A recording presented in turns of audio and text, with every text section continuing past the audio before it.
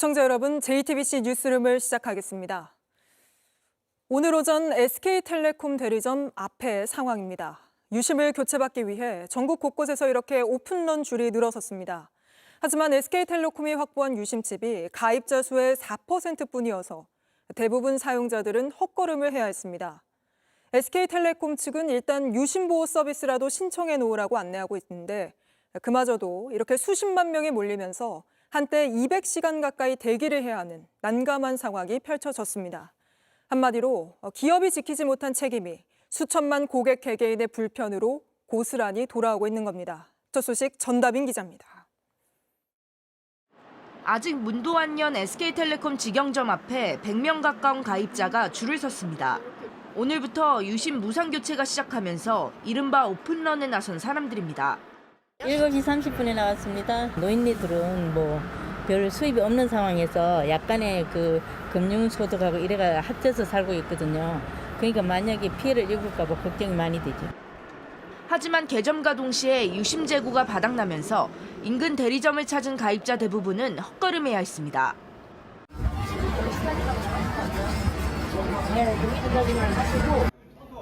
일부 대리점에선 제대로 된 공지가 없어 고성이 오가기도 했습니다. 우리가 생각하기에는 저걸 말고 여기서 기다리면 여기서 지금 시간 있는데 하겠지. 아니 앞에 나가서 안내를 몇 번 드렸다고요. SK텔레콤 측은 온라인상에서 교체 예약할 수 있는 서비스도 시작했지만 한때 16만여 명이 몰리며 신청에 애를 먹는 가입자도 많았습니다. 접속이 안 되더라고요. 대기 인원이 10,000명은 넘게 있더라고요. SK한테 좀 실망감이 진지하게 통신사로 옮겨야 되나 고민을 하고 있습니다. 내 정보가 악용됐을 때 알려주는 유심보호 서비스 신청엔 대기만 39만 명이 넘어 접속 장애가 발생했습니다. 공항도 혼란스럽긴 마찬가지입니다. 현재까진 유심보호 서비스에 가입할 경우 해외 로밍이 불가능해 공항 로밍센터는 유심을 바꾸려는 사람들로 북적였습니다. 기다린 지가 한 1시간 정도 되면 줄이 막 한 100여 명이 서 있는 거예요. 비행기 시간 때문에 촉박하잖아요. 가입자들은 직원들이 뒤늦게 대응에 나서는 모습에 분통을 터뜨립니다. 1시간 10분 정도 됐습니다. 이제서야 전산을 준비하고 세팅한다는 거는 좀 이해할 수는 없습니다. 가입자 2,500만 명이 모두 유심을 바꾸려면 최소 수개월은 걸릴 거로 예상되는 가운데 대리점별 유심 수량이나 향후 공급 계획도 공유되지 않아 당분간 혼란은 불가피해 보입니다. JTBC 전다빈입니다. SK텔레콤은 민감한 가입자 정보가 유출된 걸 알고도 이틀 가까이 지나고서야 신고했고 아직 해킹 경로도 또 피해 규모도 파악하지 못하고 있습니다. 뿐만 아니라 부가 서비스인 유심보호 서비스에 가입한 경우에만 100% 보상을 해주겠다고 해 빈축을 사고 있는데 여기에 더해 일부 판매점에선 지원금을 풀어 또 비판을 받고 있습니다. 정아람 기자입니다. SK텔레콤이 해킹 사실을 처음 인지한 건 지난 18일 밤이지만 정작 신고가 이뤄진 건 이틀 가까이 지나서였습니다. 24시간 내 신고 의무를 위반한 겁니다. 사전 대응도 미온적이었지만 사후 대처는 더 심각했습니다. 사태 열흘이 지나도록 해킹 주체는 물론 정확한 피해 규모조차 나오지 않았습니다. 사고의 원인과 피해 규모를 비롯해 자세한 조사가 나오는 대로 제가 직접 추가 조치 방안 등을 설명드리는 자리를 드립니다. 결국 유심 무상 교체라는 조치를 꺼내들었지만 사실상 아무 대비는 돼 있지 않았습니다. 혹시나 내 고유 정보가 유출됐을까 불안한 가입자들이 주말부터 유심 교체에 나섰지만 국민 절반에 이르는 가입자에 비하면 유심 물량은 턱없이 부족해 더 큰 혼란을 낳았습니다. 대책으로 나왔던 유심 보호 서비스도 논란입니다. 수십만 명이 몰리며 가입조차 어려운데 여기다 부가 서비스인 유심 보호 서비스에 가입한 경우에만 100% 보상을 해주겠다고 하면서 빈축을 사기도 했습니다. 통신사를 옮기겠다는 가입자도 적지 않습니다. 서비스에 가입하라라는 그거를 뉴스에서만 접했지 SKT에서는 아무런 통보를 받은 게 없기 때문에 어쨌든 번호 이동을 지금 할 예정입니다. 국회 청원과 공동대응 홈페이지 개설에 이어 집단 소송에 나서겠다는 가입자도 늘고 있습니다. IT 업계 이제 종사하고 있는 사람으로서 보안에 대한 심각성 그리고 이제 이런 좀 정책적인 부분에 대해서 좀 이번에 많은 좀 관심을 좀 보이는 게 좀 필요하다라고 생각을 해서 집단 이탈 움직임에 일부 판매점에선 지원금을 대량 푸는 현상도 나타났습니다. 늑장 대응과 미흡한 사후 조치로 SK텔레콤에 대한 책임론이 거세지는 가운데 일각에선 혼란을 줄이기 위해 정부가 신속히 조사 결과를 내야 한다는 목소리도 커지고 있습니다. JTBC 정아람입니다. 이런 가운데 SK텔레콤을 쓰고 있던 60대 남성이 휴대전화가 갑자기 먹통이 된 후 5천만 원이 빠져나갔다고 신고했습니다. 이번 사태와 관련이 있는 건지 경찰이 수사에 나섰습니다. 구석장 기자입니다. 여기는 부산 남부경찰서입니다. 경찰이 최근 SKT 유심칩 피해 의심 사건을 수사 중인 것으로 확인됐습니다. 피해자는 부산 용호동에 사는 63살 박모 씨. 지난 22일 자신이 쓰고 있던 SKT 휴대전화가 갑자기 먹통이 되면서 황당한 일이 벌어지기 시작했습니다. 아빠 핸드폰 번호가 없어졌다 이렇게 말씀을 하시는 거예요. 아니 이게 있을 수 있는 일이냐고. 고장이 났을까 해서 대리점을 찾았습니다. 해당 휴대전화는 이미 해지됐고 본인도 모르게 KT 알뜰폰에 가입돼 있었습니다. 어느 대리점에서 개통을 한 것도 아니고 셀프로 개통을 했다고 등골이 오싹해지면서 그날 저녁부턴 인터넷 뱅킹으로 모르는 사람에게 돈이 빠져나갔습니다. 돈 다 하고 나서 그 폰으로 1,000만 원씩 5번 이렇게 6분 걸렸어요. 요구 자금인 거죠. 많이 허탈을 하시고. 지난 24일 경찰에 신고하고 은행에 지급 정지를 요청했습니다. 가족들은 SKT 해킹 사태로 입은 피해 아닌가 의심합니다. 지금은 뭐 스미싱, 유심 복제 뭐 이런 게 있잖아요. 결국에는 그 범인이 그 개통된 핸드폰을 가지고 아버지가 됐던 거예요. 경찰은 수사 초기 단계라 구체적인 내용을 확인하지는 못했다고 했습니다.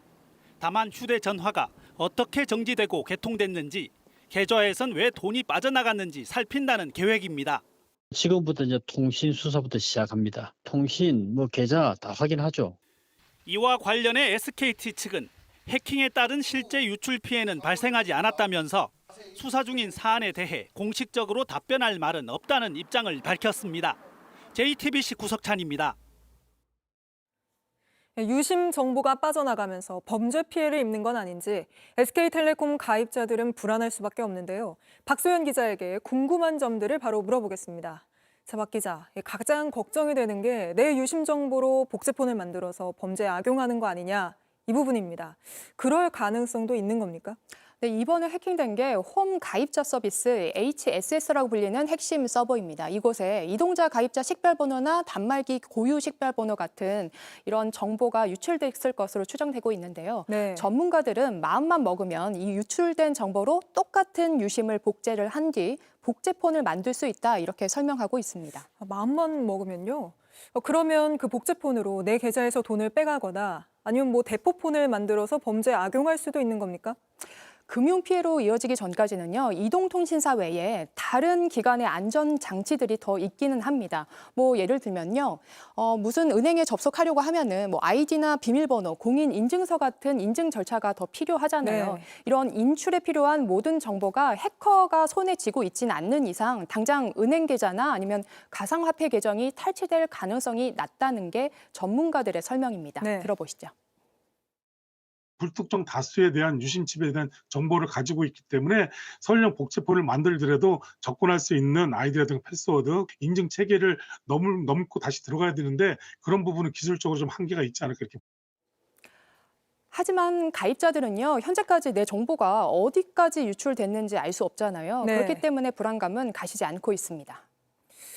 그리고 또 오늘 주요 은행들도 추가 인증 등 조치에 나섰습니다. 이렇게 했는데 유심 교체를 못한 분들은 유심 보호 서비스라도 신청하라고 하잖아요. 근데 이것만으로 안전한 겁니까? 쉽게 말씀드리면요, 이 복제폰이 만들어져도 개통을 막아주는 서비스다 이렇게 설명드릴 수 있을 것 같은데요. 네. 예를 들어서 이곳 서울 상암동에서 이용하던 이용자가 5분 뒤에 부산 광안리에서 이용하려는 움직임이 나타나면 통신사가 원천적으로 이를 막는 겁니다. 네. 안 하는 것보다야 낫긴 하겠지만요. 2년 전 LG U+ 사태 때와 비교하면 당시 피해자 수는 29만 명에 그쳤지만 지금은 2,500만 명에 이를 것으로 추정하고 있거든요. 비교가 안 되는 규모에다가 정확히 어떤 정보가 탈취됐는지 알 수 없는 상황이다 보니 전문가들은 결국 유심 교체가 제일 안전하다는 입장입니다. 게다가 이 해외 로밍을 이용하면 유심보호 서비스를 또 이용할 수 없다면서요? 네, 맞습니다. 이 해외 로밍 시에는요, 유심 보호 서비스 적용이 불가능합니다. 당장 해외에 나갈 일이 있는 가입자들은 불안할 수밖에 없는데요. 네. SK텔레콤 측은 다음 달 중에 개선하겠다고 밝혔지만요, 가입자 불만이 커지면서 출국 기간 동안 문제가 생기면 100% 보상하겠다 이렇게 밝힌 상황입니다. 그럼 박 기자, 마지막으로 혹시 SK텔레콤 가입자분들이 스스로 좀 조심할 수 있는 부분이 있을까요? 우선 이 문자, SMS로 본인 인증하는 건 삼가시는 게 좋겠습니다. 문자로 인증할 경우에는요, 해킹이 쉽게 이루어질 수 있기 때문인데요. 전문가 말씀 들어보시죠. 본인 확인 수단으로 SMS 문자 인증을 너무 과도하게 쓰고 있거든요. 외국은 이미 구글 OTP 또는 MS 어센티케이터 같은 것을 대안 수단으로 쓰고 있단 말이죠. 또 일반적으로 전원이 꺼진 상태에서 휴대전화 제어권이 복제폰으로 넘어갑니다. 그렇기 때문에 휴대전화를 재부팅하다 이런 유도하는 피싱 문자에는 더욱더 응하지 마셔야겠습니다. 알겠습니다. 주의해야 할 점까지 박소연 기자와 짚어봤습니다. 계속해서 조기 대선 소식으로 이어가겠습니다. 민주당 대선 후보로 선출된 이재명 후보가 첫 공개 행보에 나섰습니다. 현충원을 찾아 이승만 박정희 전 대통령의 묘역까지 참배했는데 먼저 한민정 기자입니다. 이재명 민주당 대선 후보가 국립서울 현충원을 찾았습니다. 대선 후보로 선출된 이후 첫 일정입니다. 검은색 정장 차림을 한 이 후보는 현충탑에서 분향하고 묵념한 뒤 방명록에 국민이 행복한 나라, 국민과 함께 꼭 만들겠다고 썼습니다. 김대중, 김영삼 전 대통령뿐 아니라 보수 진영을 상징하는 이승만, 박정희 전 대통령 묘역에도 들러 참배했습니다. 계획에 없었던 포스코 창업자인 박태준 명예회장의 묘소도 찾았습니다. 이 후보는 지난 대선에서도 공식 선거운동 첫 일정으로 이승만, 박정희 대통령 묘역을 찾았지만 이후 당대표 시절에는 김대중 대통령 묘역만 참배했습니다. 망인들에 대한 평가는 역사가들 그리고 시민사회에 맡겨도 되지 않을까 생각합니다.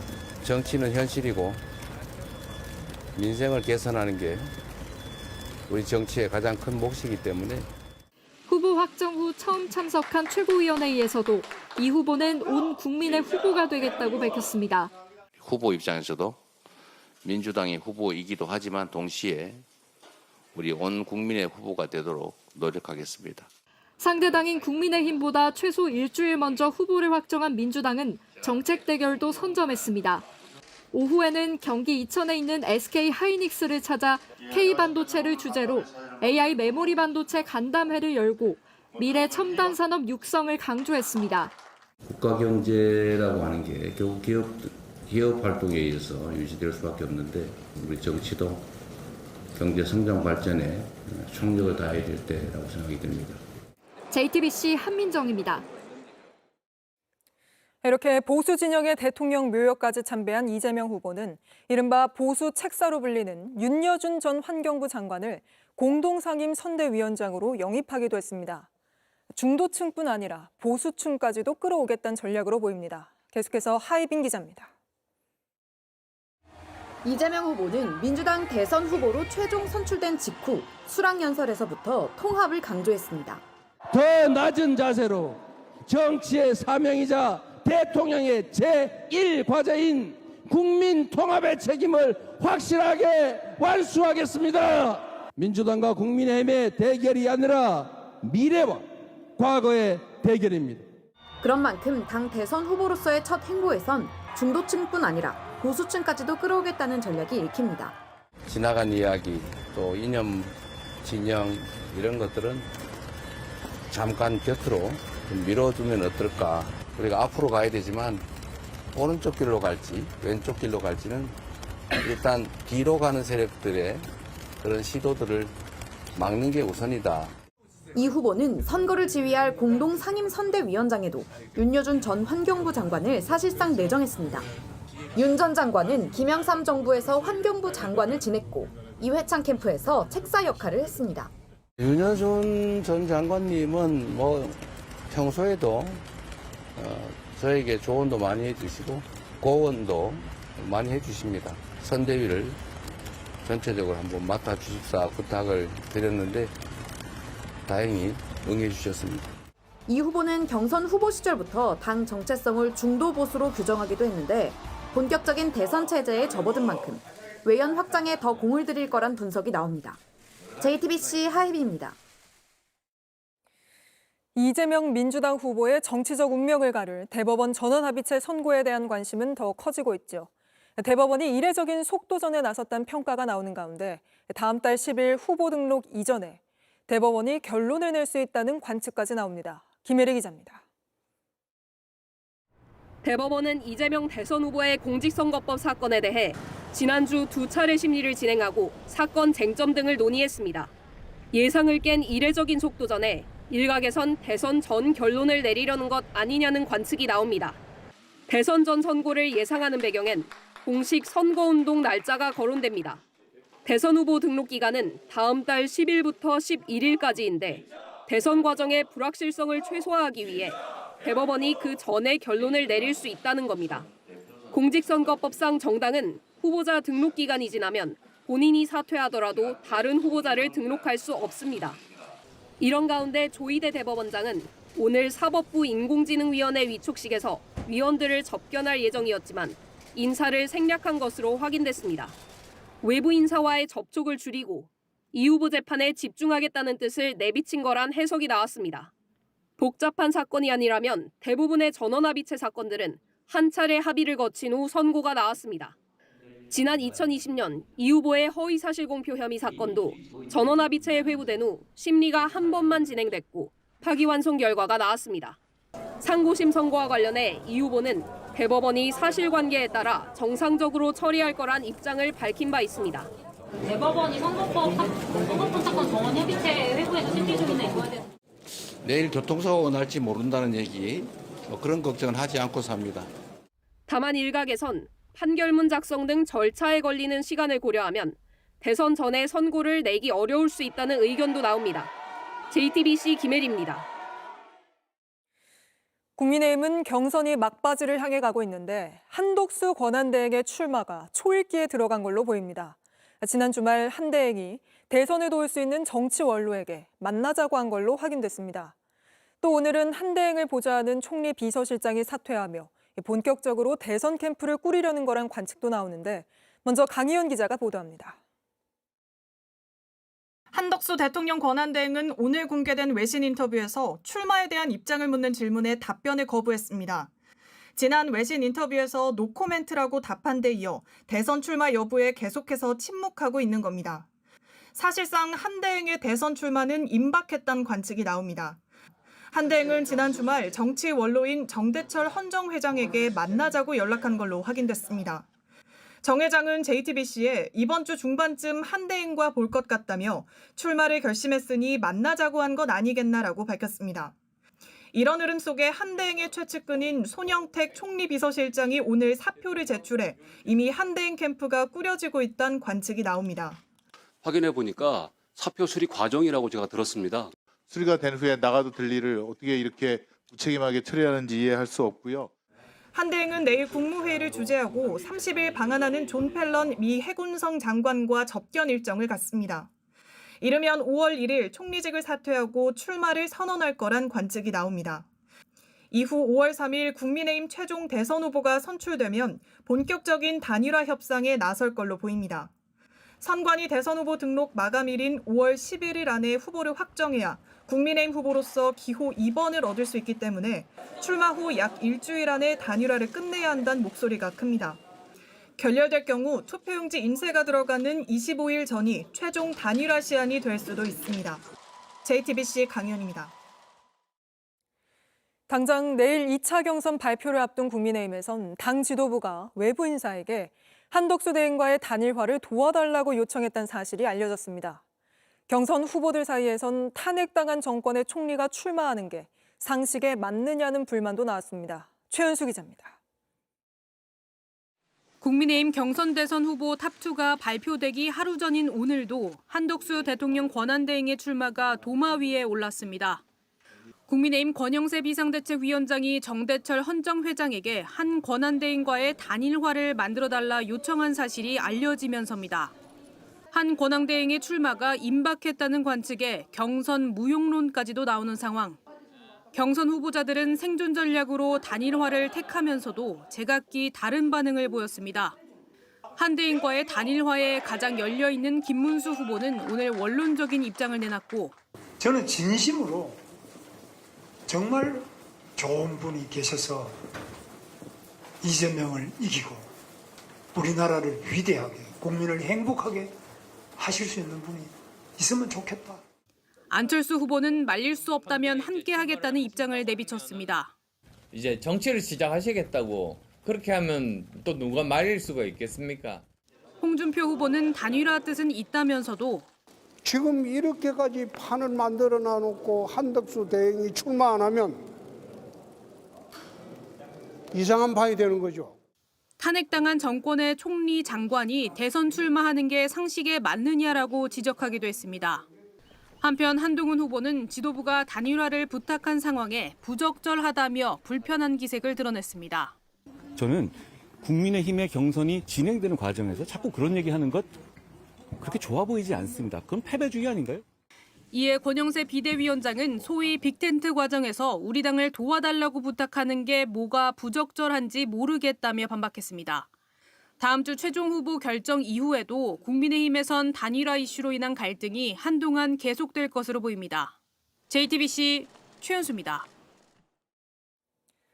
한덕수 권한대행이 출마하게 되면 대통령 권한대행은 불과 한 달 만에 또 최상목 경제부총리로 바뀝니다. 최 부총리도 여기에 대해서 우회적으로 우려를 표했는데 넉 달 전 한 총리가 탄핵당했을 땐 대행의 대행 체제를 비판했던 국민의힘이 대선 국면이 되자 사실상 입장을 바꿨습니다. 김필중 기자입니다. 최상목 경제부총리는 관세 협의를 위해 미국을 방문한 자리에서 기자들을 만나 한덕수 대통령 권한대행 출마 시 불확실성이 커질 우려가 있다는 지적에 대외 신인도 차원에서도 정치적 불확실성이 낮아지길 바란다고 답했습니다. 한덕수 권한대행의 출마가 불확실성에 영향을 미치냐는 물음엔 즉답은 피했습니다. 그건 제가 직접 말씀드릴 수 있는 사항은 아니고요. 저는 주어진 소임을 헌법과 법률에 따라서 수행할 뿐입니다. 네. 사실상 대행의 대행이 국정을 운영하는 상황이 되풀이되는 것은 바람직하지 않다는 취지로 보입니다. 한 대행이 출마하면 최 부총리는 약 한 달 만에 다시 대행을 맡게 되는 상황. 그렇게 되면 대선을 관리하면서 경제수장으로서 미국과 관세 협의도 진행해야 합니다. 앞서 국민의힘에선 한덕수 총리가 직무 정지되자 대행의 대행 체제를 비판한 바 있습니다. 대행의 대행 체제에서 이러한 외교 통상 문제에 대해 고위급 차원에서 신속하고 긴밀한 대응이 어렵습니다. 하지만 대선 국면에선 당의 입장은 사실상 또 바뀐 상태입니다. 민주당은 한 대행의 출마 소식을 두고 뻔뻔한 일이라고 평가했습니다. 국민께 속고 대제에도 모자랄 판에 윤석열 시즌2를 열겠다니 이렇게 뻔뻔한 정치 집단은 없었습니다. 이런 가운데 현 정부가 대선을 앞두고 한국마사회 등 일부 공공기관에 알박기 인사를 시도한다는 지적도 나옵니다. 민주당은 이 같은 인사 시도는 임명권을 가진 한 대행의 지시라며 알박기 인사를 멈추라고 비판했습니다. JTBC 김필준입니다. 네, 저희 JTBC는 섭외가 되는 대로 대선 후보들을 인터뷰하고 있는데요. 잠시 후에는 한동훈 국민의힘 경선 후보와 이야기 나눠보도록 하겠습니다.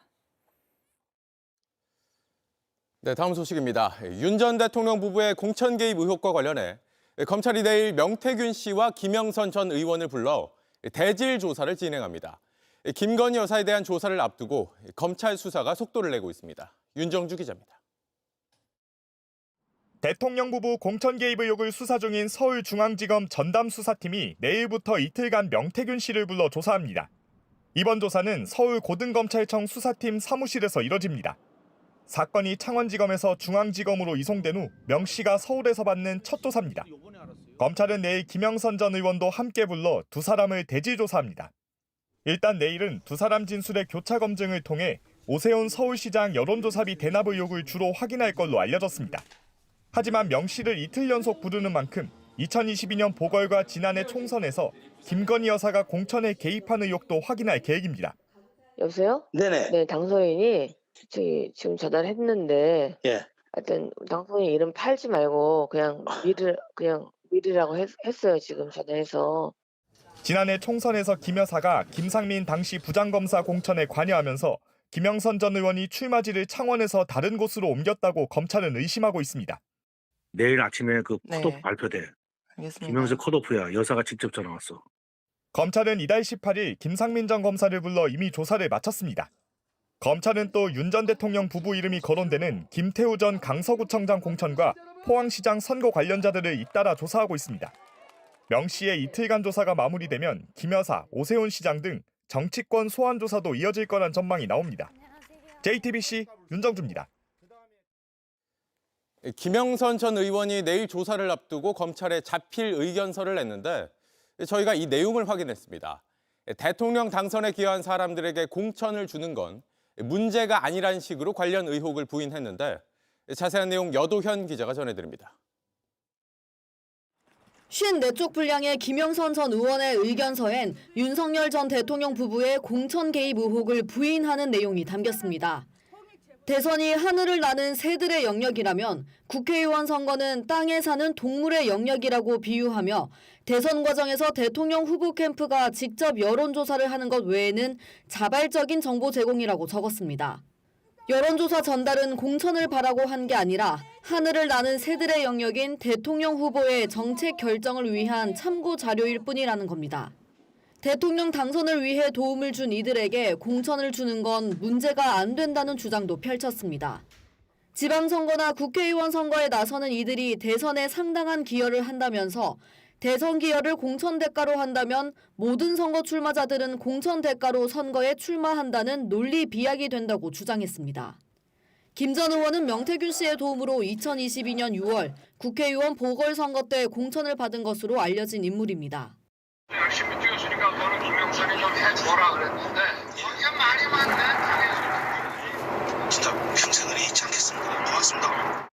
명 씨는 구속 중이던 올 2월 김 여사가 지난해 총선에서 조국 수사 때 고생했다며 창원을 근거지로 한 김상민 당시 검사를 공천하려 했다는 의혹을 폭로한 바 있습니다.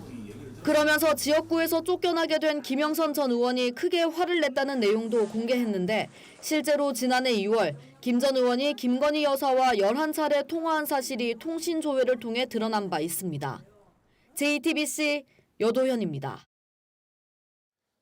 네, 지금부터는 JTBC가 새롭게 취재한 건진법사 관련 의혹 전해드리겠습니다. 검찰이 건진법사의 처남을 상대로 강제 수사에 나서고 소환 조사도 진행한 걸로 파악됐습니다. 처남 역시 윤 전 대통령 부부를 내세워 이권을 챙겼다는 의혹을 받는데 이 때문에 대통령실의 경고를 받고 러시아로 출국하기까지 했습니다. 정혜성 기자의 단독 보도입니다. 2021년 6월 검찰총장직을 내려놓은 지 118일 만에 대선 출정식을 연 윤석열 전 대통령. 저 윤석열 반드시 정권 교체를 이루겠다는 결실함으로 나섰습니다. 거대 의석과 이권 카르텔의 호의를 받고 있는 이 정권은 막강합니다. 당시 찰리로 불리는 건진법사 처남 김모 씨도 참석한 사실이 확인됐습니다. 대선 캠프에서 활동한 건진법사도 윤 전 대통령과 함께한 영상으로 구설에 오른 바 있습니다. 찰리 역시 건진과 마찬가지로 윤 전 대통령 부부와의 친분을 내세워 이권을 챙겼다는 의심을 받습니다. 윤 전 대통령 당선 이후인 2022년 여름 대통령실 공직기강 비서관실은 직접 찰리를 찾아가 경고했습니다. 대선 캠프 인사들, 특히 네트워크 본부 인사들을 만나지 말란 내용입니다. 네트워크 본부는 상임 고문으로 불린 건진법사가 관여한 윤석열 대선 캠프 조직입니다. 해당 캠프 인사들이 건진법사뿐 아니라 찰리에게도 찾아가 청탁한 거로 본 겁니다. 실제 건진법사는 대통령실 시민사회소통비서관실 행정관 한 명을 콕 집어 처남이 관리하는데 언제든 쓸 수 있다고 한 바 있습니다. 공직기강 비서관실은 찰리가 대기업 이권에 개입했다는 의혹에 대해서도 경고했습니다. 특히 건진법사 처남을 사칭하는 사람까지 나타났다며 이 사칭자가 윤 전 대통령 부부 친분을 내세워 대기업 인사들을 만나고 다닌다고 했습니다. 당시 경고를 받은 찰리는 러시아로 출국했습니다. 검찰은 찰리 주거지와 휴대전화를 압수수색을 했고 지난달 참고인으로 불러 조사했습니다. 찰리는 당시 조사에서 이런 의혹들에 대해 대체로 부인한 거로 전해졌습니다. JTBC 정혜성입니다. 네, 건진법사 의혹과 관련해 또 한 가지 따져봐야 할 게 김건희 여사 선물이었다는 다이아몬드 목걸이 관련 의혹입니다. 6천만 원이 넘는 이 목걸이는 영국 고급 브랜드의 한정판 제품으로 알려졌는데 의혹을 풀기 위해선 김 여사에 대한 직접 조사가 필요하다는 지적입니다. 이자연 기자입니다. 2022년 당시 통일교 세계본부장 윤모 씨는 건진법사에게 김건희 여사에게 전달해달라며 다이아몬드 목걸이를 건넨 의혹을 받고 있습니다. 건진법사 측은 목걸이를 잃어버렸다며 전달하지 않았다고 진술한 것으로 알려졌습니다. 윤 전 본부장이 전달한 목걸이는 영국 브랜드 그라프 제품입니다. 당시 가격 6천만 원대 한정판 목걸이입니다. 취임 직후인 2022년 6월 대통령의 첫 순방인 나토 정상회의 당시에 김건희 여사는 반클리프 앤 아펠의 6천만 원대 목걸이를 착용해 논란이 된 바 있습니다. 당시 대통령실은 지인에게 빌린 것이라 해명했습니다. 검찰은 목걸이 논란 이후 윤 전 본부장이 선물로 드릴 테니 빌리지 마시라며 비슷한 가격대의 목걸이를 건진법사를 통해 김 여사에게 선물하려 했다고 의심하고 있습니다. 그러면서 반클리프 앤 아펠보다 높은 가격대의 하이엔드 브랜드를 고른 것으로 보입니다. 윤 전 본부장은 이에 대해 입을 다물고 있습니다. 본부장님, 김건희 여사한테 목걸이 전달하셨잖아요. 해당 목걸이는 김 여사가 받은 또 다른 선물 300만 원짜리 디올백의 20배 가격입니다. 금액도 크지만 대가성 의혹도 짙습니다. 윤 전 본부장은 대선 직후 대통령을 독대했다 주장했습니다. 제가 3월 22일 날 대통령을 뵀습니다. 거기서 동의한 내용도 있고요. 윤 전 본부장은 교인들에게 2027년 대통령 임기를 거론하며 통일교의 수건을 해결하겠다는 취지의 말도 했습니다. 결국 목걸이 선물 의혹을 해소하기 위해선 김 여사 직접 수사가 불가피하다는 지적입니다. JTBC 이자연입니다. 네, 검찰 수사가 건진법사의 가족들로 확대되고 있습니다. 건진법사의 부인과 처남 등의 출국이 금지되기도 했는데 이 문제 취재 중인 이자연 기자와 좀 더 짚어보겠습니다. 자, 이 기자, 이 건진법사와 마찬가지로 윤 전 대통령 부부와의 친분을 내세웠다는 처남, 어떤 인물입니까? 그 이른바 찰리라고도 불렸는데요. 네. 이 처남 찰리 같은 경우는 윤 전 대통령 대선 캠프가 꾸려지기 한참 전부터 이미 건진법사와 관련된 일을 같이 해왔던 걸로 추정이 됩니다. 네. 그 2021년 6월에 윤 전 대통령의 대선 출정식이 있었습니다. 여기도 참석한 사실이 확인이 됐습니다. 지금 영상 나가고 있는데 윤 전 대통령의 대선 출마 선언식 영상입니다. 건진 처남, 그러니까 이 찰리의 측근이 저희가 보여드리는 이 영상에 찰리로 보이는 인물도 있다고 확인했습니다. 네. 윤 전 대통령이 차에서 내려서 걸어가는데 그 주변 보시면 양복을 입고 목걸이 명패 착용한 사람들이 윤 전 대통령을 호위하는 듯한 모습이 담겨 있죠. 그런데 실제로 찰리는 이후에 윤석열 캠프에서 경호팀장으로 일했다, 이런 보도가 나온 바도 있습니다. 그런데 대선 출마 선언이라고 하면 윤 전 대통령의 정치 활동 극초반입니다. 이때부터 이미 건진법사의 가족이 그 주변에 있었던 겁니다. 네. 아직까지 어떤 직책으로 어떤 이유로 저 출정식에 참석했던 건지는 확인되지 않았습니다. 네, 그러니까 윤 전 대통령이 정치에 막 뛰어들었을 때부터 이 처남이 주변에 있었다는 건데 이 검찰이 관련해서 수사를 진행하고 있죠?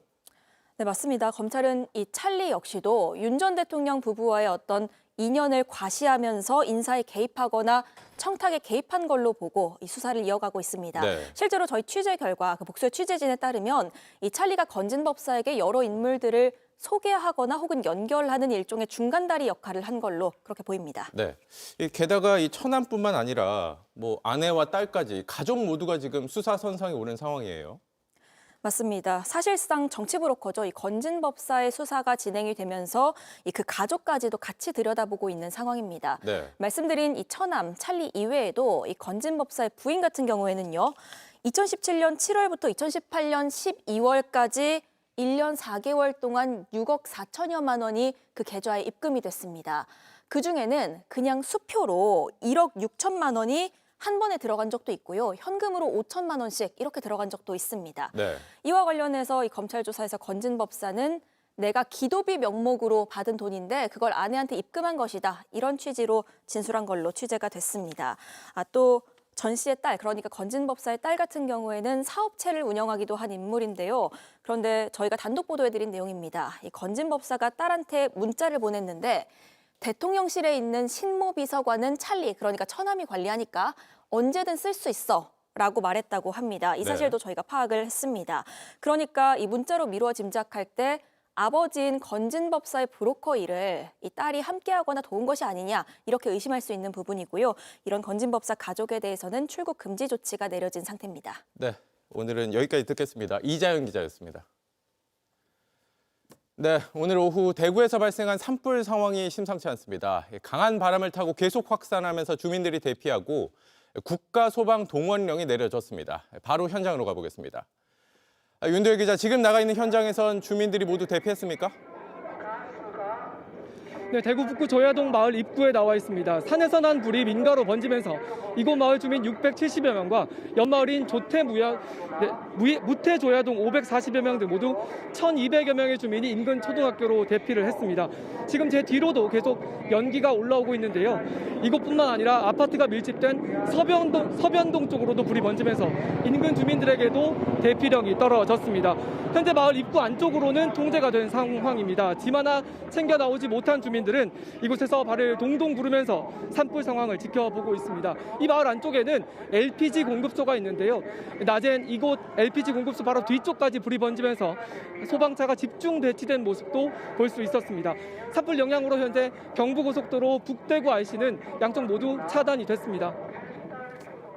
네, 불이 어디서 시작이 된 겁니까?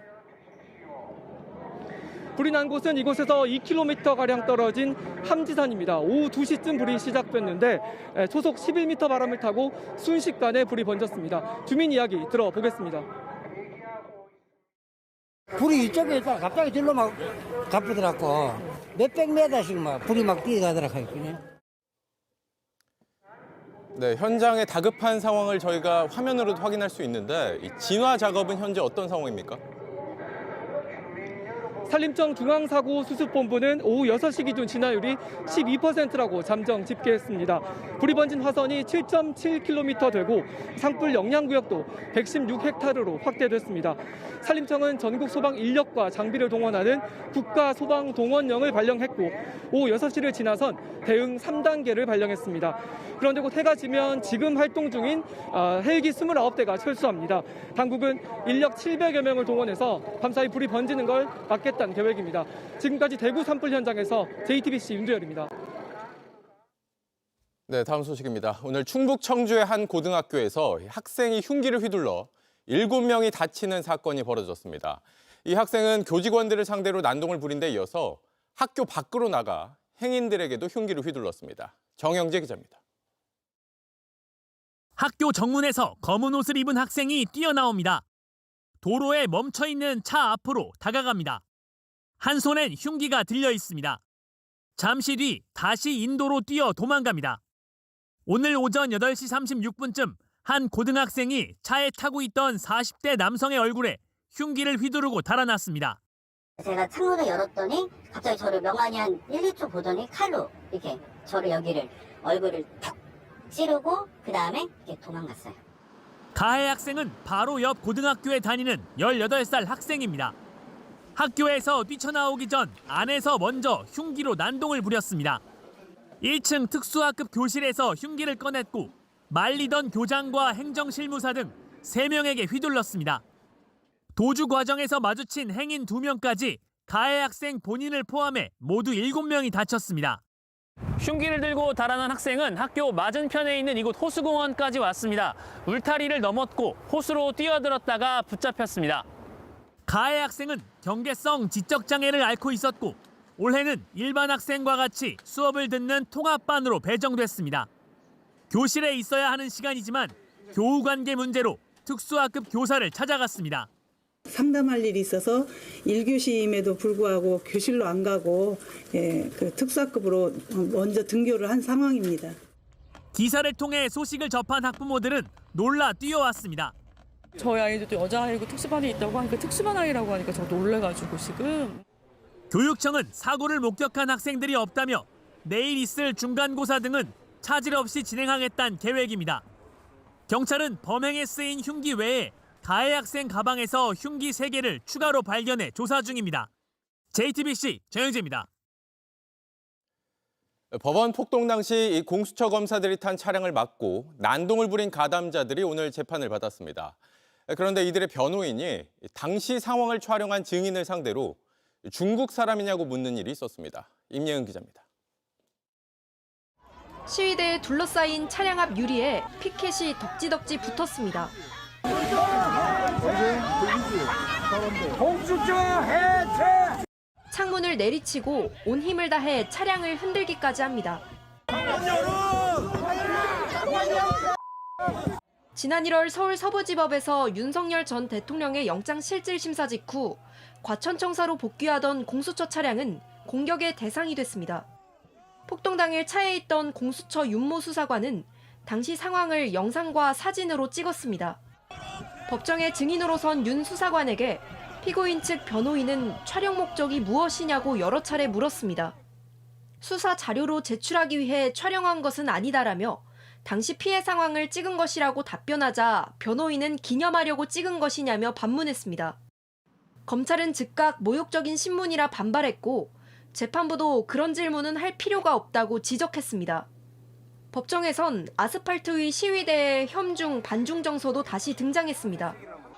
폭동 당일 생중계 방송을 진행했던 서울의 소리 시민기자 유모 씨가 표적이 됐습니다. 증거 영상의 원본성에 대해 다투던 중 변호인은 갑작스레 증인 한국 사람이냐, 중국 사람 아니냐 물었습니다. 유 씨는 한국 사람이라며 이런 질문은 처음 받아본다고 반박했습니다.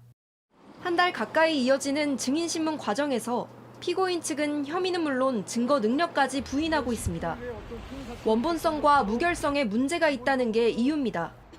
재판부는 다음 달로 예정된 재판에서 체증된 영상의 원본 여부를 밝힐 계획입니다. JTBC 임예은입니다. 예고해드린 대로 한동훈 국민의힘 경선 후보와 바로 이야기 나눠보겠습니다. 후보님 어서 오십시오. 안녕하세요. 네, 먼저 4강 오르신 거 축하드립니다. 근데 이제 내일이면 또 최종 2인이 선출이 되잖아요. 결과는 어떻게 예상하십니까? 좋은 결과 있을 거라고 생각합니다.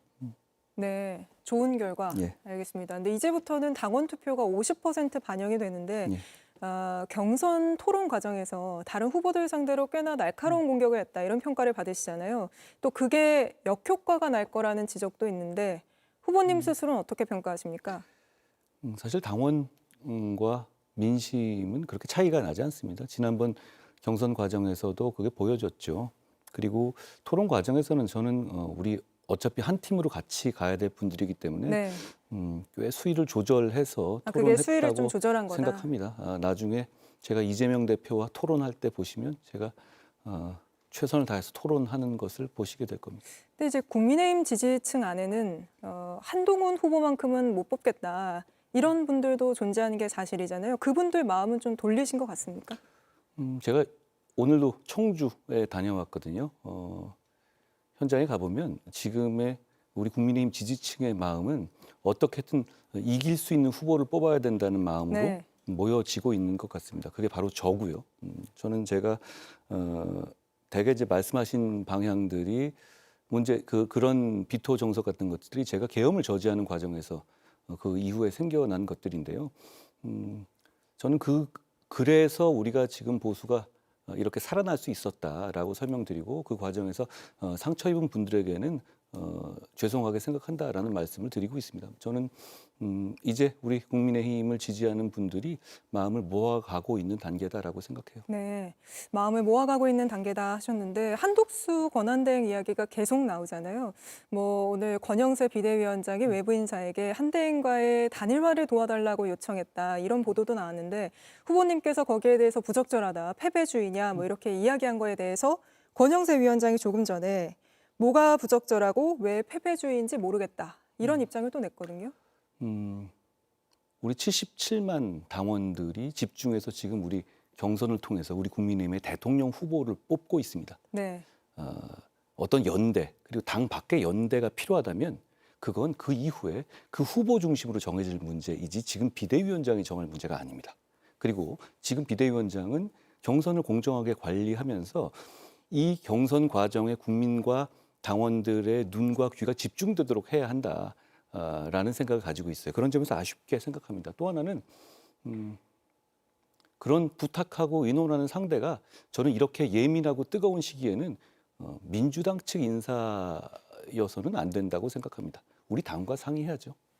만약에 후보님이 최종 후보가 되신다면 한덕수 후보와 단일화 하실 생각이 있으십니까? 저는 지금 단계에서 그런 얘기를 미리 할 필요가 없다고 생각해요. 지금은 우리는 국민의힘은 보수의 가장 중심이 되는 세력이고 정당입니다. 지금 우리 국민의힘에서 치열한 경선이 이루어지고 있죠. 그 이후에는 어떤 특정인을 이야기할 것이 아니라 뜻을 같이 할 수 있는 모든 사람과 같이 할 수 있는 겁니다. 그런데 경선 단계에서 누구와 어떻게 단일화하겠다를 미리 얘기하는 것은 그건 경선의 의미나 경선에 집중되는 관심도를 퇴화시키는 것입니다. 저는 그래서는 안 된다고 생각해요. 지금 다른 후보들 사이에서는 어떤 방식으로 뭐 단일화하겠다 이런 얘기까지 나오고 있는데 말씀하신 것처럼 국민의힘 경선이 이렇게 한창 진행 중인데 왜 자꾸 한덕수 대행 이야기가 나오는 걸까요? 글쎄요. 저는 그러면 안 된다고 생각해요. 근데 지지자들 사이에서도 한덕수 대행을 지지하는 분들이 또 있지 않습니까? 여론조사를 보면. 여론조사를 보면 그런데요. 보통 그렇게 밖에 있는 세력과의 연합이라든가 이런 게 문제가 되려면 밖에 있는 세력이 저나 다른 유력 후보들보다 월등하게 지지율이 높아야 하거든요. 그런데 지금 최근에 나온 여론조사들을 보면 한덕수 대행이 4위로 나오는 것도 있습니다. 제가 1위로 나오고. 그럼 그렇다면 지금 여기서 경선 과정에 집중해야 될 때잖아요. 그리고 한덕수 대행은 이 경선에 참여하실 수 있었지 않습니까? 네. 저는 그랬어야 한다고 생각해요. 그렇지만 그 이후에 있을 얘기들에 대해서 뭐 제가 모든 걸 닫아놓고 있다 이렇게 말할 필요는 없을 것 같아요. 근데 지금 한덕수 대행이 4위로 나온다 이런 얘기를 하셨는데 또 반대로 여론조사 질문을 넣을 때 뭐 이재명 후보와 3자 대결 구도 이런 식으로 넣었을 경우에는 뭐 후보님을 포함해서 다른 국민의힘 후보들보다 더 경쟁력이 더 높은 걸로 나오는 조사들도 있거든요. 저희 조사도 최근에 그랬고요. 지금 현재 우리 국민의힘 쪽 보수 쪽에 있는 후보가 정해지지 않은 단계에서의 그 대결 구도는 의미가 없다고 생각해요. 오히려 그 수치에서 관심 가지고 봐야 될 부분은 이재명 대표의 수치가 45% 선에서 넘어가지 않는다는 점입니다. 양자 대결에서 45%로 대한민국의 대통령이 될 수가 없습니다. 우리 국민의힘의 진영이 짜여지고 우리가 하나로 뭉쳐지고 진영이 짜여진 이후의 숫자가 의미가 있는 것이지 지금 숫자는 큰 의미는 없는 것 같아요. 그럼 지금 아까 45% 이재명 후보 얘기를 하셨는데 사실 지금 최근 여론조사들을 보면 국민의힘 후보들 지지율을 다 합쳐도 이재명 후보에 못 미친다. 이런 결과들이 나오지 않습니까? 그게 극복이 가능할 거라고 보시는 건가요? 저는 그렇다고 생각합니다. 지금 결국은 우리 국민의힘이 계엄의 바다를 건널 수 있는지의 관건이 있다고 생각해요. 그 계엄의 바다를 건너는 것은 결국 계엄을 저지한 제가 후보가 됨으로써 건너는 과정을 마무리하게 될 겁니다. 그런데 그렇게 계엄의 바다를 건너고 나면 지금 이 나라를 망친 상황에 큰 축에 책임이 있는 이재명 대표에 대해서 책임을 묻는 선거로 시대를 바꾸는 선거로 윤석열 대통령과 이재명 대표를 같이 퇴장시키는 선거로 선거의 의미를 전 규정할 수 있게 될 것이다. 그렇게 시대 정신이 모아지고 국민들의 마음이 모아질 수 있을 것이다라고 생각합니다. 마지막으로 후보님께서 본선 승리를 위해 모든 사람과 함께할 거다 이렇게 이야기를 하셨는데 혹시 정광훈 씨나 전한길 씨처럼 탄핵 반대 세력과도 함께할 가능성이 있는 겁니까? 저는 일단 후보가 된 다음에는 뜻을 같이 하는 모든 사람과 함께 하려고 노력할 겁니다. 다만 기본적으로 그건 자유민주주의의 기본 질서 그리고 공화주의 기본 질서에 동의하는 사람들이어야 되겠지요. 누굴 특정해서 이 사람은 되고 안 되고 얘기하지는 않겠습니다. 맞는 사람들이라고 생각하십니까?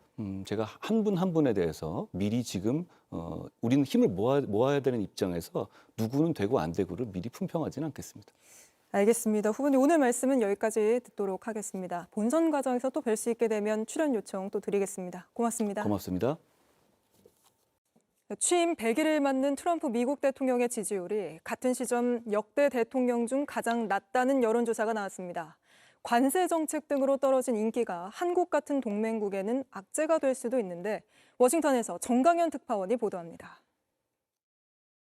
취임 100일을 앞둔 성적표는 초라했습니다.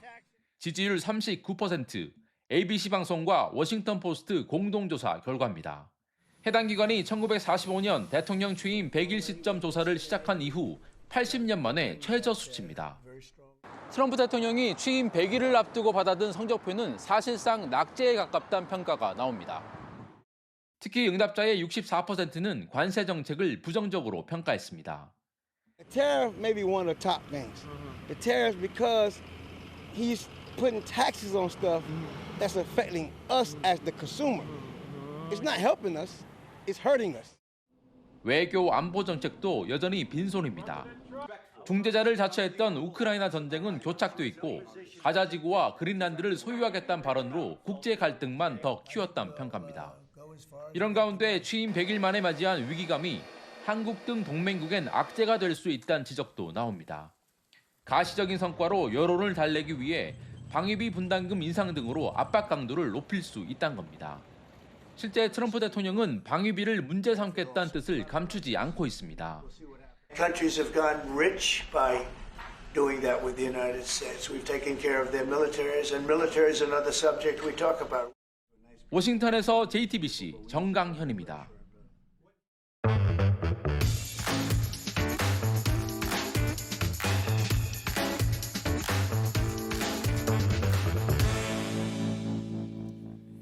네, 돌아온 비하인드 뉴스 시간입니다. 정치부 이성대 기자와 함께하겠습니다. 자, 이 기자 바로 볼까요?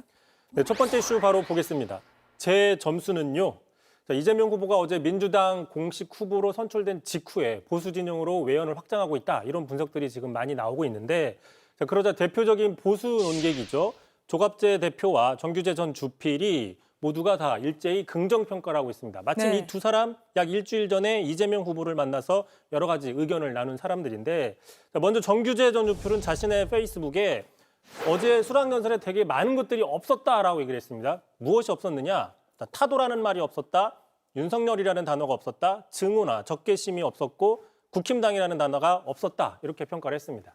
국민의힘이나 보수 진영에서는 이재명 후보의 정치 보복 이런 걸 또 거론을 하고 있는데 그럴 가능성이 없다는 것에 또 힘을 실어준 이야기군요. 네, 그런 분석이 나오고 있고요. 또한 그 다른 사람인 조갑재 대표는 오늘 이승만 전 대통령 묘역을 참배한 것이 눈에 띈다며 긍정평가를 내놨습니다. 네. 그래서 제가 직접 통화를 좀 해봤더니 지난 일주일 전에 이제 만나서 자, 이념 논쟁은 비생산적이다. 이런 의견에 의견 일치를 봤다면서 이렇게 얘기를 했습니다. 자, 좌파 진영은 그동안 건국이라는 말 안 쓰고 이승만 전 대통령도 인정하지 않았다.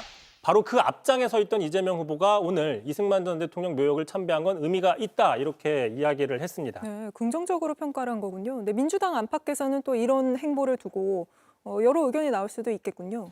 그렇습니다. 일단은 대선 승리를 위해서 보수 진영으로의 외연 확장이 필요하다 이런 의견들이 많이 있긴 합니다. 네. 다만 그럼에도 불구하고 이재명 팬카페 등에서도 이런 보수 논객들의 어떤 그 긍정적인 우호적인 발언이나 의견들을 무비판적으로 수용하는 것은 경계해야 된다 이런 목소리도 분명히 존재하는데 전통적인 지지층들을 의식해서인지 이재명 후보도 오늘 그 앞으로 이번 참배가 갈등의 봉합이 돼야 된다 이렇게 얘기를 했습니다. 직접 들어보시죠. 묘역 참배가 새로운 갈등의 도화선이 안 되기를 바랍니다. 역사적 인물들에 대한 평가는 역사가들과 우리 시민사회 안에서 일상적으로 하면 됩니다. 정치 영역에까지 갈등의 소재가 된다면 그 또한 슬프고 안타까운 일 아니겠습니까? 어쨌든 첫 공개 행보가 여러 진영에서 화제가 된 셈은 맞네요. 그렇습니다. 참고로 제가 그 조갑재 대표와 통화를 하면서 지난주 만났을 때 비하인드가 없었냐 물어봤더니 앞으로 그 한자 교육이 필요하다. 그래서 한자 교육을 좀 강화해야 된다라고 얘기했을 때 한자요? 그렇습니다. 한자 교육. 이재명 후보도 적극적으로 공감을 했다고 합니다. 자, 그래서 이제 조갑재 대표가 그렇다면 앞으로 서명할 때는 이재명이라는 그 이름을 한자로 쓰시라. 이렇게 부탁을 했다고 하는데 참고로 오늘 현충원 방명록인데 보시는 것처럼 한글로 써서 일각에서 이야기한 것처럼 보수 논객의 의견을 무비판적으로 수용하는 건 아니다. 이렇게 볼 수도 있는 겁니다. 네, 알겠습니다. 바로 다음 이슈도 볼까요? 자, 두 번째 이슈 바로 보겠습니다. 자, 점심은 보리밥. 자, 지금 파면돼서 자택에 있는 윤석열 전 대통령 최근 경기도 성남 판교의 한 보리밥 정식집에서 모습이 보여서 화제가 되고 있습니다. 네. 자, 오마이뉴스 보도인데요. 자, 경기도 성남의 한 보리밥 정식집에서 경호원으로 추정되는 인력들과 점심 식사하는 사진이 공개가 됐습니다. 사전에 연락은 없었다고 식당 측에서는 얘기를 하고요. 이 보도에 따르면 이 식당 관계자는 혹시 술을 드시냐라고 물었는데 낮에는 술을 먹지 않는다라고 답변했다. 이렇게 또 전했습니다. 네.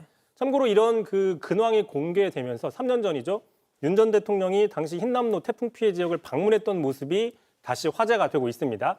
일단 그 장면 먼저 보시죠. 보리밥집이구나. 아이고 우리 신. 오셨습니까? 우리 좀 살리도 있어요. 네. 우리 좀 살리도 있어요. 네네. 지금 아무것도 없이 다 떠나보내고 아무것도 다 떠나보내고 이래가 있습니다. 이거 건지. 참고로 그 당시에 바로 이날 그 군인들 대민 지원 투입 현황에 대해서 보고한 사람이 바로 임성근 전 해병대 1사단장입니다. 아, 그렇군요. 네, 이게 자택 인근에서 목격된 적은 있는데 서울에서 벗어난 곳에서 목격된 건 이번이 처음 아닙니까? 그렇습니다. 말씀하신 것처럼 자택에 복귀한 후 약 이틀 후죠. 지하 상가에서 이렇게 걸어니는 모습이 포착이 됐었고요. 네. 그로부터 일주일 뒤에는 대리인단이었던 김계리 변호사가 윤 전 대통령과 그 자택 인근에서 만나 식사를 했다면서 자신의 SNS에 저렇게 윤버지라고 해서 사진을 올린 적이 있었는데 참고로 오늘 또 화제가 되는 이유는 요 근래 지금 정치권에서는 윤 전 대통령이 앞으로 경기도 같은 쪽으로 사저를 구입해서 네. 나갈 수 있다 이런 의견들이 많이 나오는 가운데 마침 경기도에서 목격이 됐기 때문에 관심이 커지고 있다 이렇게 볼 수 있는 겁니다. 알겠습니다. 오늘은 여기까지 듣죠. 이성대 기자였습니다. 콜센터 용역업체에서 전현직 직원들의 개인정보가 무더기로 유출되는 사태가 발생했습니다. 통장과 신분증 사본 같은 민감한 정보들까지 포함됐고 유출된 개인정보들이 이미 2천만 원 정도에 판매되고 있습니다. 이희령 기자가 취재했습니다. 통장과 신분증 사진, 주민등록등본의 서명 이미지까지. 콜센터 용역업체인 KS 한국고용정보에서 전현직 직원 3만 6천 명의 개인정보가 대거 유출됐습니다. 개인정보 유출이 됐는데 죄송하다 이런 메일이 왔으니까 확인해봐라. 그 이미지가 전부 원본 그대로 유출이 된 거예요. 누가 저 모르게 제 명의로 대출도 받을 수가 있고 명의를 도용할 수도 있고. 지난 19일 회사 인사관리 시스템에 해커가 접근해 각종 정보를 무더기로 빼간 겁니다. 주민등록 등본까지 유출돼 직원 가족들의 정보도 안전하지 않게 됐습니다. 그 신고 접수를 했더니 지금 통장 거래가 다 막혔어요. 아무것도 지금 할 수가 없고 전화번호 바꾸고 공인인증서 개인적으로 재발급받고 운전면허증 주민등록증 개별적으로 재발급받고. 심지어 유출된 정보들이 다크웹에서 2천만 원가량에 팔리고 있었습니다. 걱정되고 불안하고 잠을 잘 못 자요. 피해가 생기면 회사에서 책임진다 이게 아니라 분쟁조정위원회로 접수를 하라고. 몇 년 전 이미 퇴사한 전직 직원들까지 피해를 입었습니다. 지금 퇴사한 지 5년 3개월이 넘은 상태라서 당연히 정보가 삭제됐을 거라고 생각을 했었거든요. 근데 왜 이거를 보관하고 있느냐 그랬더니 그거에 대해서 할 말이 없다. KS 한국고용정보는 추가 피해를 최소화하기 위해 모니터링을 강화했고 법적, 도의적 사후 조치 방법을 찾고 있다고 해명했습니다. 하지만 피해자들은 보상 계획도 듣지 못한 상황에서 개인정보가 언제 어떻게 악용될지 몰라 크게 불안해하고 있습니다. JTBC 이희령입니다.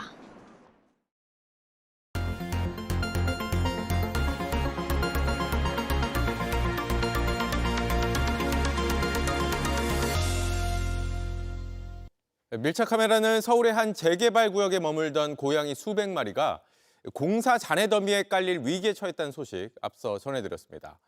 저희 보도 이후 고양이들을 위한 변화가 나타나기 시작했다는데 이가혁 기자가 다시 현장으로 나갔습니다. 인간의 기준으론 텅 빈 마을이지만 자세히 보니 그게 아니었습니다. 위험할 수 있으니까. 여러분 유리 조심하세요. 우와!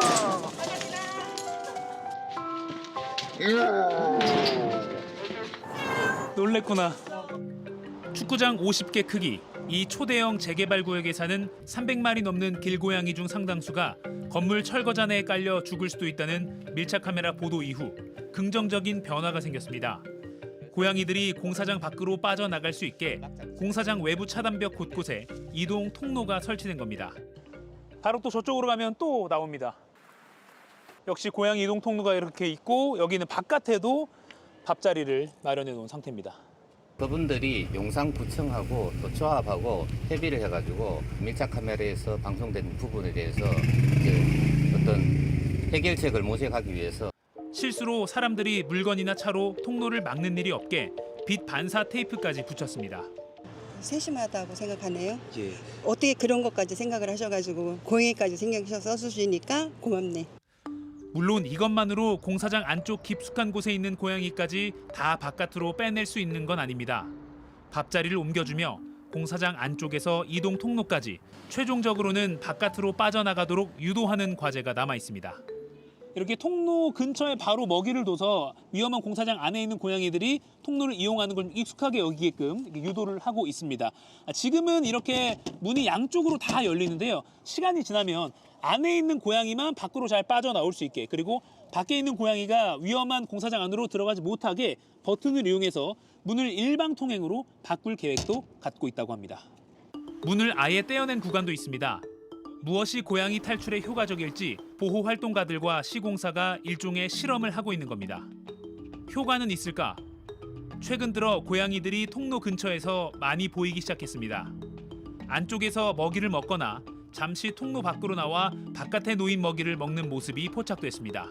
안전하게 밥자리 인식시키고 유도할 수 있는 거점이 됐으니까, 그리고 사람들한테 인식시키는 그런 효과가 있어서 지금까지 21개를 설치한 시공사는 5월 초까지 총 44개를 설치 완료할 계획입니다. 분명한 효과가 있다 그러면 충분히 다른 우리 재개발, 재건축 사업장에서도 이런 이동 통로를 설치하면 좋지 않을까. 몇 주 뒤면 이 안쪽의 모든 건물을 철거하는 작업이 시작됩니다. 그 잔해에 깔려 죽는 동물을 최대한 줄여보자고 건설사와 지자체 그리고 보호활동가들의 뜻이 서로 통했습니다. 완벽하진 않을 수 있습니다. 하지만 더 나은 해결 방안을 찾기 위한 귀중한 노력이라는 점은 틀림없어 보입니다. 밀착 카메라 이가혁입니다. 기아 김도영 선수의 방망이가 힘차게 헛돕니다. 너무 느려서 손도 못 댄 건데요. LG 임찬규 선수의 이 공은 시속 86km였습니다. 빨라야 이길 수 있다는 상식을 흔드는 느린 공의 성공 이야기, 이혜원 기자가 전해드리겠습니다. 팬들은 한화 문동주의 시속 158km 공에 열광하고 삼성 배찬승의 156km 공에 환호합니다. 누군가 시속 160km 공을 찍었다 해도 이상하지 않을 정도로 지금은 강속구의 시대입니다. 그러나 빠른 게 좋은 야구에서 너무 느려서 재미를 보는 투수도 있습니다. LG 선발 투수 임찬규의 공이 그렇습니다. 1회 무사 2, 3루 위기에서 기아 김도영을 상대로 시속 112km 커브와 135km 슬라이더로 삼진을 잡더니 지금 2, 3루 상황에서 김도영을 삼진 잡았다. 임찬규 선수 이 몰입감이 돋보입니다. 3회엔 더 모험을 걸었습니다. 시속 111km 커브로 파울을 유도한 뒤 더 느리게 시속 86km 커브를 던져 배트를 헛돌게 했습니다. 다음 공은 117km 커브. 최고의 타자를 3구 삼진으로 요리했습니다. 기아전에선 패전을 떠안았지만 이런 방식으로 이미 4승을 챙겼습니다. 2011년 LG에 입단할 때만 해도 150km를 던지는 강속구 유망주였지만 팔꿈치 수술 이후 속도를 잃자 속도의 차를 이용한 투구로 빛을 보고 있습니다. 한화 류현진도 다르지 않습니다. 142km 빠른 공을 보여줬다가 130km 체인지업으로 방망이를 이끌어내고 112km 느린 커브로 타자를 한번 묶어놓고선 145km 빠른 공으로 뜬 공을 유도합니다. 시속 160km의 무시무시한 공이 익숙해지는 프로야구. 그 트렌드를 비틀듯 노련한 투수들의 성공 이야기가 재미를 더합니다. 이들의 투구는 그냥 안 빨라서 신기한 게 아니라 느린 공, 조금 느린 공, 아주 느린 공을 섞어 쓰는 지혜가 있어 박수를 끌어냅니다. JTBC 이혜원입니다.